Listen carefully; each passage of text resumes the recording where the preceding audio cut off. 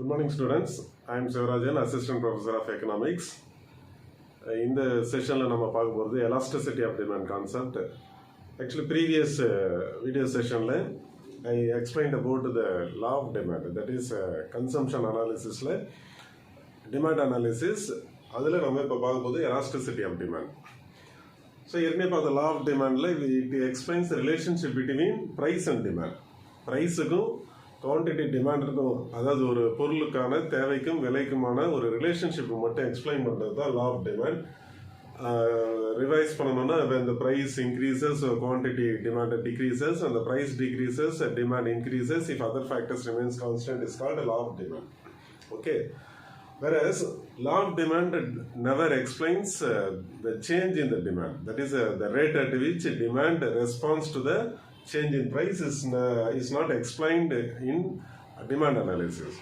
அதாவது விலையால் டிமாண்ட் எவ்வளோ மாறி இருக்கு, எவ்வளோ மாற்றம் அடைஞ்சிருக்கு, தேவை எவ்வளோ மாறி இருக்கு அப்படின்ற அந்த மாதிரியான ஸ்டடீஸ் கவர் பண்ணாது டிமாண்ட் அனாலிசிஸ் லா ஆஃப் டிமாண்டில். Okay, whereas that part that is in what proportion or what percentage or what rate the demand responds to the price is called elasticity of demand. That's what we are going to discuss now. Okay, so elasticity of demand is nothing but proportionate change in quantity demanded due to proportionate change in price nu சொல்லலாம்.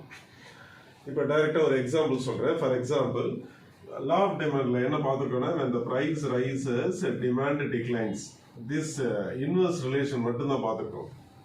எல்லாம் அதிகமான தேவை குறையும் அப்படின்ட்டு தான் பார்த்துருக்கோம். இந்த demand எவ்வளோ ரெஸ்பாண்ட் பண்ணுன்றதை பற்றி நம்ம லா ஆஃப் டிமாண்டில் எக்ஸ்பிளைன் பண்ணல. ஏன்னா லா ஆஃப் டிமாண்ட்ன்றது இந்த ரிலேஷன்ஷிப்பை மட்டும்தான் எக்ஸ்பிளைன் பண்ணுது. அப்போ இங்கே எலாஸ்டிசிட்டி ஆஃப் டிமாண்டில் இப்போ for example 10% price rises demand response decreases by 30% சொல்கிறோம். அப்போ எத்தனை பர்சன்டேஜ் குறையுது, எத்தனை சதவீதம் இல்லை எந்த ரேட்டில் குறையுது அப்படின்றத இப்போ இதில் நம்ம சொல்கிறோம் அப்படின்னா இதை தான் நம்ம என்னன்னு சொல்கிறோம், elasticity. In what way the demand response. Okay, அப்போ இதுதான் தமிழில் தேவை நெகிழ்ச்சி அப்படின்னு சொல்கிறோம். எலாஸ்டிசிட்டி, எலாஸ்டிக் அப்படின்னாலே ஜென்ரலாக மாறும் தன்மை. அப்போ டிமாண்ட்ன்றது எவ்வளோ மாறும் அப்படின்றத நம்ம எக்ஸ்பிளைன் பண்ணுற கான்செப்ட் தான் எலாஸ்டிசிட்டி ஆஃப் டிமாண்ட். புரியும் நினைக்கிறேன். ஏன்னா லா ஆஃப் டிமாண்ட்ன்றது it explains relation between the price and demand, whereas elasticity explains the rate at which demand responds to the price is called elasticity of demand. இதில் நம்மளுக்கு types of elasticity of demand இருக்கு. என்னென்னு பார்த்தீங்கன்னா price elasticity of demand, income elasticity of demand and cross elasticity of demand. So price elasticity of demand means demand responds to the price of the commodity. That's what I explained in the meaning also. அதாவது ஒரு பொருளுக்கான தேவை அந்த பொருளுக்கான விலைக்கு ஏற்ற மாதிரி எவ்வளோ மாறி இருக்குன்றதை நம்ம மெஷர் பண்ணுறோம் அப்படின்னா அது price elasticity. Income elasticity of demand is nothing but the demand response to the change in the income of the consumer. ஒரு பொருள் வாங்குறாருன்னா வாங்குறவனுடைய கன்சியூமர்னுடைய வருமானத்துக்கு ஏற்ற மாதிரி ரெஸ்பாண்ட், அதாவது இன்கமுக்கும் டிமாண்டுக்கும் நம்ம ரிலேஷன்ஷிப்பை மெஷர் பண்ணுறோம் அப்படின்னா அந்த சேஞ்ச் எவ்வளோ டிமாண்ட் மாறி இருக்கு, வருமானத்தினால எவ்வளோ தேவை மாறி இருக்கு அப்படின்றத மெஷர் பண்ண that is called income elasticity அப்படின்னா. ஹியர் மறுபடியும் சொல்லணும்னா இன்கம்க்கு டிமாண்டுக்கு என்ன ரிலேஷன்ஷிப்னு பார்ப்போம். when the income rises demand rises, that is a direct relation. அதாவது கன்சியூமருடைய இன்கம்க்கும் கமாடிட்டி டிமாண்டிற்கும் ரிலேஷன்ஷிப்பை பார்க்கும்போது இட்ஸ் அ டைரக்ட் ரிலேஷன். ஏன்னா வருமானம் அதிகமானால் தேவை அதிகமானே தான் இருக்கும். வருமானம் குறைஞ்சதுன்னா கன்சியூமருடைய இன்கம் குறையுது அப்படின்னா அந்த பொருளுக்கான தேவை குறையும், ஏன்னா வாங்கும் திறன் குறையுது இல்லையா. அப்போ வாங்கும் திறனை வச்சு தான் டிமாண்டை நம்ம மெஷர் பண்ணுறோம் அப்படின்னா அது இன்கம் எலாஸ்டிசிட்டி ஆஃப் டிமாண்ட். அப்போ சே ஃபார் எக்ஸாம்பிள் 5% இன்கம் அதிகமாக இருக்கு, 12% டிமாண்ட் அதிகமாக இருக்கு அப்படின்றத நம்ம மெஷர் பண்ணுறோம். Demand response to the income, that is 5% change in income அப்படின்னு சொன்னால் இது income elasticity of demand. Cross elasticity of demand is nothing but it explains the relationship between two substitute goods. ரெண்டு substitute குட்ஸ்குள்ள நடக்கக்கூடிய relationship explain பண்றது தான் cross elasticity of demand. நம்ம எல்லா text புக்லயும் இருக்கிறது தான் லா, தட் இஸ் கிராஸ் எலாஸ்டிசிட்டிக்கு சப்ஸ்டியூட் குட்ஸ் பொறுத்த வரைக்கும் டீ அண்ட் காஃபி தான் மென்ஷன் பண்ணியிருப்பாங்க. I am taking the same commodity. Say for example, that is now the price of coffee rises. Okay, coffee price rise ஆகுது. வாட் ஹேப்பன், காஃபினோட demand குறையும். ஏன்னா வந்து லா ஆஃப் டிமாண்ட் இங்கே operate ஆகுது. Okay, because coffee becomes costly, so automatically consumer will reduce the quantity, they will search for the substitute. அதுக்கான மாற்று பொருள் இருக்குன்னா எஸ் இருக்கு அப்படின்னும் போது டீ, அதாவது quantity demanded for tea will rises because tea price remains same. அது டீனுடைய ப்ரைஸில் எந்த மாற்றமும் இல்லை. காஃபி ப்ரைஸ் ரைஸ் ஆகிறதுனால demand for tea is rising, right? இப்போ ரெண்டுமே வெவ்வேறு பொருள், காஃபியும் டீயும் எடுத்துக்கிறாங்க. இதே நம்ம நார்மலாக எடுக்கும்போது ப்ரைஸ் ஆஃப் எக்ஸ்னா டிமாண்ட் ஃபார் எக்ஸ் ரெஸ்பாண்ட் பண்ணால் அது எலாஸ்டிசிட்டி ஆஃப் டிமாண்ட் சொல்கிறோம். ஆனால் இங்கே காஃபிக்கும் டீக்குமான ஒரு ரிலேஷன்ஷிப், அதனால அது cross. That is when the price of coffee rises, demand for tea rises. Okay, ஏன்னா பிரைஸ் ஆஃப் காஃபி ரைஸ் ஆனால் காஃபினுடைய டிமாண்ட் குறையும். அப்போ அடுத்து அங்கே போகிறாங்க, மூவ் ஆகிறாங்க consumer, moving towards the substitute goods called tea. So tea demand rice ஆகுது, டீனுடைய விலையில் எந்த மாற்றமும் இல்லை. அப்போ ஃபார் எக்ஸாம்பிள் 10% ப்ரைஸ் வந்து காஃபி ப்ரைஸ் ரைஸ் ஆகுது, 20% டீனுடைய டிமாண்ட் ரைஸ் ஆகுது அப்படின்னு நம்ம மெஷர் பண்ணுறோம் அப்படின்னா அது பேர் வந்து cross elasticity of demand. Okay, so 3 types: price elasticity, income elasticity and cross elasticity of demand. இப்போ இந்த செஷனில் நான் அடுத்து எக்ஸ்பிளைன் பண்ண போகிற டாபிக் என்னன்னு பார்த்தீங்கன்னா, இந்த ப்ரைஸ் எலாஸ்டிசிட்டி ஆஃப் டிமாண்டில் இருக்கக்கூடிய கிளாசிஃபிகேஷன். அதாவது இதில் எப்படியெல்லாம் ப்ரைஸுக்கு ஏற்ற மாதிரி டிமாண்ட் மாறும் அப்படின்றத நம்ம பார்க்க போகிறோம், ரைட்? அதில் கிளாசிஃபிகேஷனில் first type, that is perfectly elastic, second வந்து perfectly inelastic, third relatively elastic, fourth relatively inelastic, and fifth one is unitary elasticity of demand பார்த்திருப்போம். அதில் நம்ம ஃபர்ஸ்ட் இப்போ பார்க்க போகிறது perfectly elastic demand, or what is called infinite elasticity of demand னு சொல்லலாம். இது what is called the perfectly elastic demand, right? இப்போ இதில் ஒரு எக்ஸாம்பிள் ஒரு சிம்பிள் லைனில் கொடுக்குறேன். that is a small change in price leads to infinite changes in quantity demanded. Okay, small change in price leads to infinite change in quantity demanded. What is that? For example, I am taking 3% price of, say for example, television declines. What happened to the demand for television? Law of demand படி என்ன நடக்கும்னா price decline ஆயிருக்கு. Price of டிவினுடைய price குறையுது அப்படின்னா demand for television அந்த ப்ராடக்ட்டுக்கான demand என்ன ஆகும்னா அதிகமாகும் கண்டிப்பாக. ஆனால் இங்கே என்ன நடக்குது? infinite.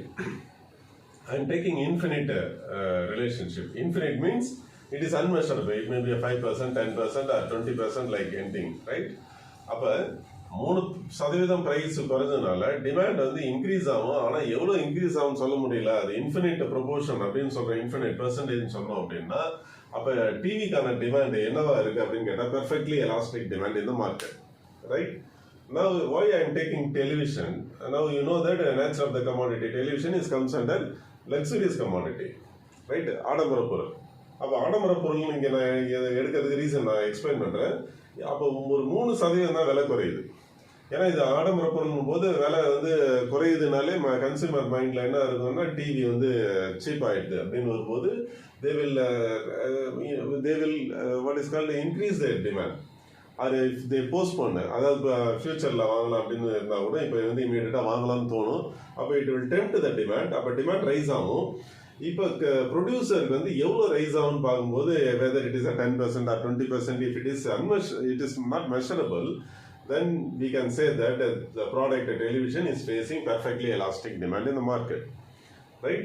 அப்போ small change in price leads to infinite changes in quantity demand. அது இன்வெர்ஸ் இன்டைரக்டாக இப்போ அடுத்தது வந்து வைஸ் வெர்ஸா என்ன சொல்லலாம், இதே 3% விலை அதிகமானால் டிமாண்ட் குறையுது, டிமாண்ட் அதே இன்ஃபினிட் பெர்சன்டேஜ் டிமாண்ட் குறையும் அப்படின்னு சொன்னாலும் அப்போ அது perfectly elastic demand in the market. Okay, next second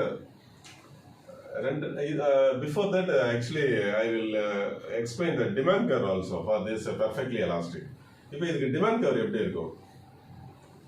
இப்போ x axis இது, y axis quantity demand is measured in x axis, price is represented in y axis. But demand curve எப்படி இருக்கும்னு கேட்டிங்கன்னா it is horizontal straight line, right? Horizontal means if it is 10 rupees, quantity may be a 10 unit, 20 unit, 30 unit or 40 unit, like that. We cannot say exactly what will be the demand for the commodity. அப்போ இது எப்படி இருக்கும் அப்படின்னு கேட்டால் demand curve is horizontal straight line இருக்கும். That is 10, 20, 30, 40 x axis எடுத்துருங்க. அப்போ 10 ரூபாய்க்கு 10 யூனிட்டா இல்லை 20 யூனிட்டா இல்லை 30, 40ன்றதை நம்மளால கன்ஃபார்மாக சொல்ல முடியாது. கன்சியூமருக்கான டிமாண்ட் எவ்வளோ இருக்குது அப்படின்றத மெஷர் பண்ண முடியல அப்படின்னா இதுதான் நம்ம பெர்ஃபெக்ட்லி எலாஸ்டிக் டிமாண்ட் சொல்கிறோம். ஓகே, இது எப்படி அப்ளை ஆகும்? இது ப்ரொடக்ஷன்லையோ இல்லை இது யாருக்கு இம்பார்ட்டன்ட்ன்றதை நாம் அடுத்தது வரும்போது சொல்கிறேன். அடுத்து நம்ம இதை முடிப்போம், இதை கிளாசிஃபிகேஷனை. Okay, so second we are going to discuss about the perfectly inelastic demand. ரெண்டாவது perfectly inelastic demand. What is called a perfectly inelastic demand? Major change in price fails to bring changes in quantity demanded. Okay, that is a major change in price fails to bring change in demand. What is that? Say I am taking for example 10% decline in price of, say I am taking essential commodity. Essential இப்போ நான் இதில் எடுக்கிறது ஈஸியாக புரியணுன்றதுக்காக salt எடுக்கிறேன். உப்புனுடைய விலை 10% குறையுது. What will happen to the demand for salt? The saltக்கான demand எப்படி இருக்கும் அப்படின்னு பார்த்தீங்கன்னா it remains same. Why? Because everyone knows, எல்லாருமே தெரியும் உப்பு விலை குறைஞ்சிருச்சு அப்படின்றதுனால உப்புனுடைய குவான்டிட்டி நம்ம குறைக்க போகிறது கிடையாது, ரைட்? அதே சமயத்தில் உப்புனுடைய விலை அதிகமாகுது அப்படின்றதுனாலையும் டிமாண்ட் அதாவது விலை அதிகமானதுனால டிமாண்ட் குறைய போகிறதும் இல்லை, விலை குறைஞ்சதுனால டிமாண்ட் அதிகப்படுத்த போகிறதும் கிடையாது. ஏன்னா even though it's essential commodities, its quantity is limited. ஏன்னா நம்மளுக்கு எல்லாம் தெரியுது அதிகப்படியாக யூஸ் பண்ண முடியாத ஒரு பொருள். ஏன்னா அதாவது அதிகமான உப்பு சேர்க்குறோம் அப்படின்னா உப்பில்லா பண்டம் குப்பையிலே இருக்கிறோம், உப்புள்ள பண்டமும் குப்பையிலே போகிற காரணம் இருக்குது. அதனால் எல்லாருக்கும் இது புரியும். அப்போ தேவை எவ்வளோ இருக்காது, ஈவன் 10 ரூபா அதிகமானாலும் சரி 10% அதிகமானாலும் என்ன குவான்டிட்டி ஒரு ஹவுஸ் ஹோல்டில் வாங்குவாங்களோ அதே குவான்டிட்டி தான் வாங்கிட்டு இருப்பாங்க. Okay, what the consumer will attain means that they will attain consumer surplus னு சொல்கிறோம். அதாவது what they are ready to pay and what they actually paid அப்படின்னு வரும்போது அவங்களுக்கு கன்சியூமர் பொறுத்த வரைக்கும் ஒரு சர்ப்ளஸ் அமௌண்ட் கிடைக்கும். அவ்வளோதான் அதில் தவிர அவங்க அதுக்காக டிமாண்டை சேஞ்ச் பண்ணக்கூடிய அவசியம் கிடையாது. அப்போ அந்த மாதிரி இல்லாத சுச்சுவேஷனில் இப்போ what will be the demand for salt நம்ம என்னன்னு சொல்கிறோம், salt is facing perfectly inelastic demand இந்த மார்க்கெட். இன்எலாஸ்டிக், எலாஸ்டிக்னா மாறக்கூடிய தன்மை, இன்எலாஸ்டிக்னா மாறாத தன்மை, ரைட்? அப்போ இதுக்கான டிமாண்ட் எப்படி இருக்கும், டிமாண்ட் கர்வ் எப்படி இருக்கும் டயக்ராமில் அப்படின்னு பார்த்தா same X axis Y axis. Here quantity demand is represented in x axis, price is in y axis. Demand curve will be facing vertical to x axis, vertical straight line. என்ன அர்த்தம்? Demand, quantity demand is fixed 50 unit அப்படின்னா either it may be a 10 or 20 or 30 rupees, the demand is same. விலை அதிகமானாலும் சரி விலை குறைஞ்சாலும் என்ன மாற போகிறது இல்லை, டிமாண்ட் மாற போகிறது இல்லை. இப்போ மாறாத தன்மையை தான் நம்ம இங்கே டிமாண்ட் கர்வை வெர்டிகலாக பார்க்குறோம். நேச்சுரலாக டிமாண்ட் கர்வ் எப்படி இருக்குன்னு கேட்டால் டவுன்வர்ட் ஸ்லோப்பிங்காக இருக்குது. லா ஆஃப் டிமாண்டில் பார்த்துருக்கோம் demand curve is downward sloping because there is inverse relation.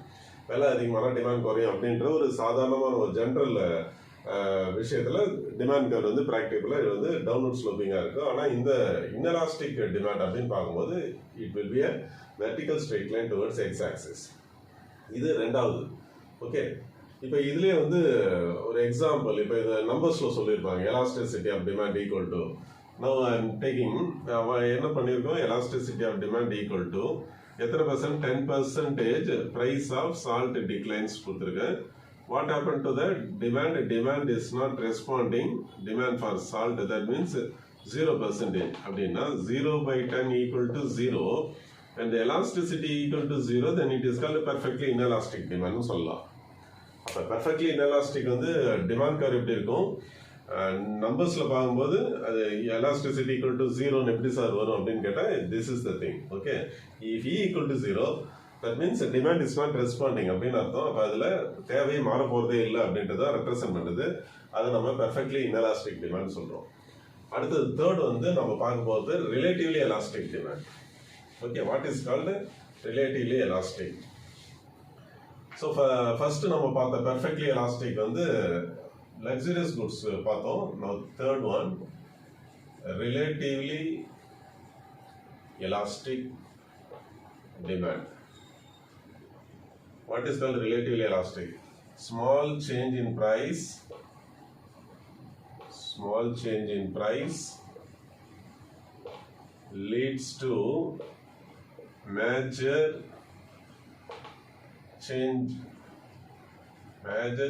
in demand is called relatively elastic demand. Okay, small change in price leads to major change in demand. இதுக்கு example பார்க்கணும் அப்படின்னா same அதே example கூட நான் first perfectly elastic டிமாண்ட்ல பார்த்தோம் இல்லையா, television. Say for example 4% price of television declines due to the demand for television is rising by 30%. இப்போ நான் என்னால் மெஷர் பண்ண முடியுது. If the producer able to assess the situation, 4% விலை குறைஞ்சதுனால 30% டிமாண்ட், டெலிவிஷனுடைய டிமாண்ட் அதிகமாகும் அப்படின்னு நம்ம வந்து மெஷர் பண்ண முடியுது அப்படின்னா அப்போ டெலிவிஷனுக்கான டிமாண்ட் என்னன்னு சொல்கிறோம்? அது relatively elastic. Yes, demand respond பண்ணுது. எவ்வளோ ரெஸ்பாண்ட் பண்ணுதுன்னு சொல்ல முடியும். அதே பெர்ஃபெக்ட்லி எலாஸ்டிக்கில் பார்க்கும்போது இன்ஃபினிட்னு சொல்லியிருந்தேன். ஏன்னா டிமாண்ட் வந்து எவ்வளோன்றது மெஷர் பண்ண முடியல. எத்தனை சதவீதம் வேணாலும் இருக்கலாம். மார்க்கெட்டை வந்து ப்ரெடிக்ட் பண்ண முடியல அப்படின்னா அப்போ அந்த பொருளுக்கான தேவையை பெர்ஃபெக்ட்லி எலாஸ்டிக்னு சொல்கிறோம். ஆனால் டிமாண்ட் ரெஸ்பாண்ட் பண்ணுது, நம்மளால மெஷர் பண்ண முடியுதுன்னா அது ரிலேட்டிவ்லி எலாஸ்டிக் டிமாண்ட். ஓகே, அப்போ ரிலேட்டிவ்லி எலாஸ்டிக் டிமாண்ட்கான டிமாண்ட் கர்வ் எப்படி இருக்கும்?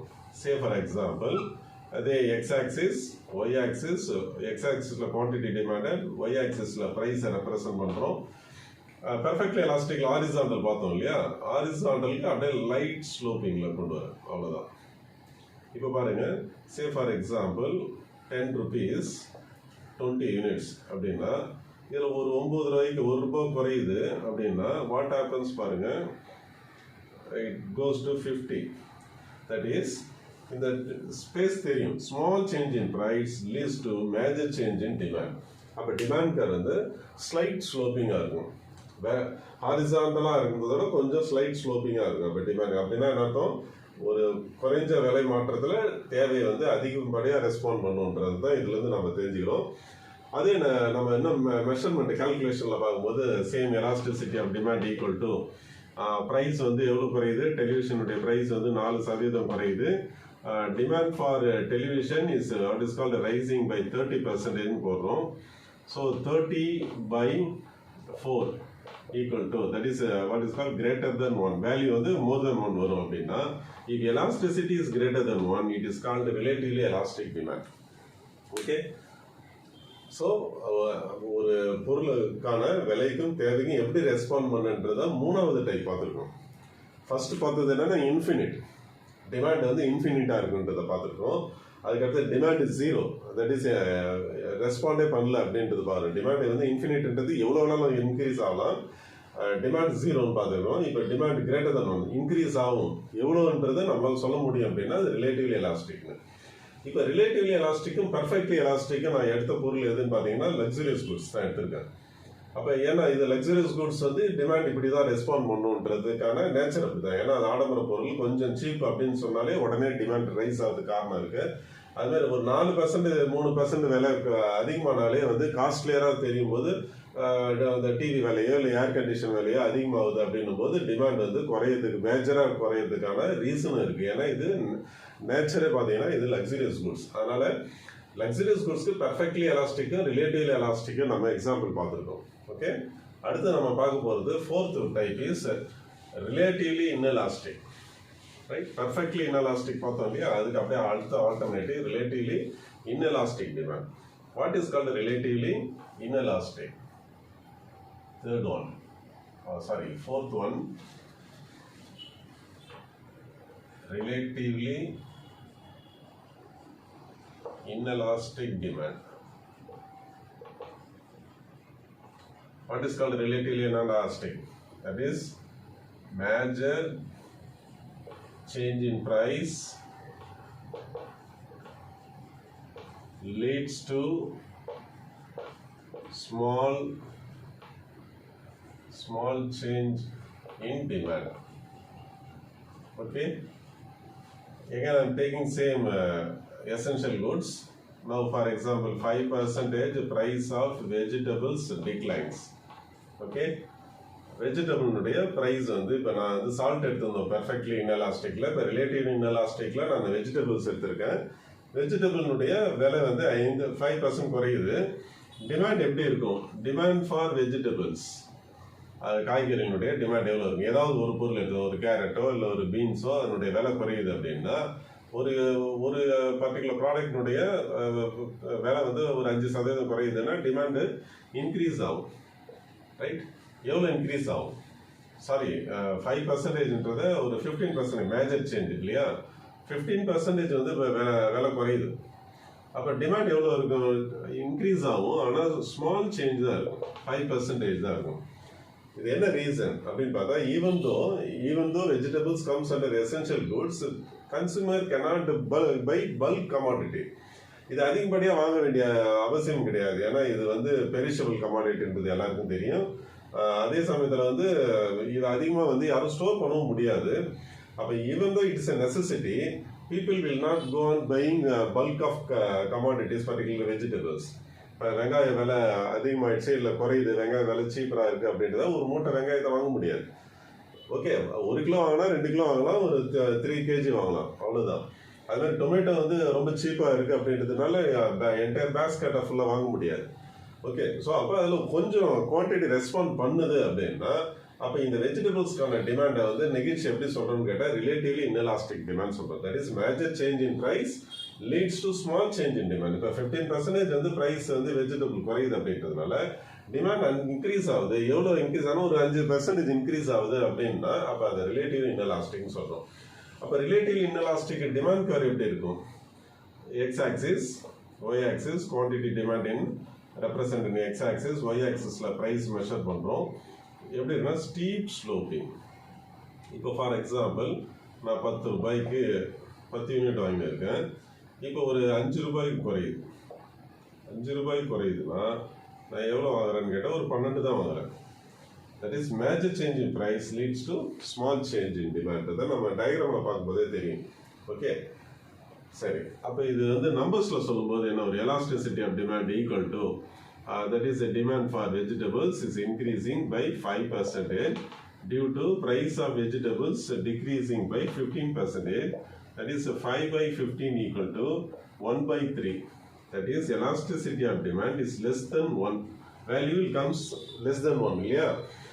அப்போ இது என்னன்னு சொல்கிறோம்? அப்போ இதை தான் நம்ம ரிலேட்டிவ்லி இன்எலாஸ்டிக் டிமாண்ட் அப்படின்னு சொல்கிறோம்.